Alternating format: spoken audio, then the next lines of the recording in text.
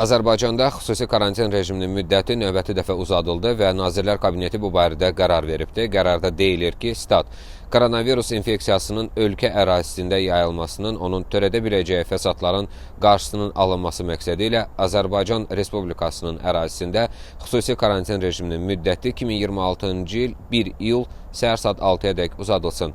Qeyd edim ki, bundan əvvəl karantin 2026-cı il 1 aprel səhər saat 6-ya dək uzadılmışdı. Xatırladım ki, bu günlərdə Azərbaycan Respublikası Nazirlər Kabinetinin 2025-ci ildə fəaliyyəti haqqında hesabatının təqdimatında çıxış edən baş nazir bildirmişdi ki, son dövrdə regionda cərəyan edən hadisələr Azərbaycanın quru sərhədlərinin bağlı saxlanılması qərarının nə qədər əsaslı və zəruri olduğunu göstərir. Statın sonu.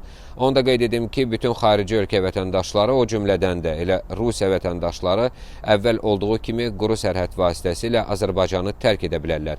Rusiya vətəndaşları da quru yolla Rusiyaya qayıda bilərlər və məsələn, Azərbaycan-Rusiya sərhədinə Bakı Beynəlxalq Avtovağzalından birbaşa avtobusla getmək mümkündür. Sərhədi keçdikdən sonra isə adətən buraxılış məntəqəsinin çıxışında gözləyən taksilərlə Dərbənd və ya Mahaçqala şəhərlərinə getmək olar. Azərbaycandan çıxış üçün isə Rusiya vətəndaşlarına yalnız xarici pasport kifayətdir. Əlavə əsas və ya sənəd tələb olunmur.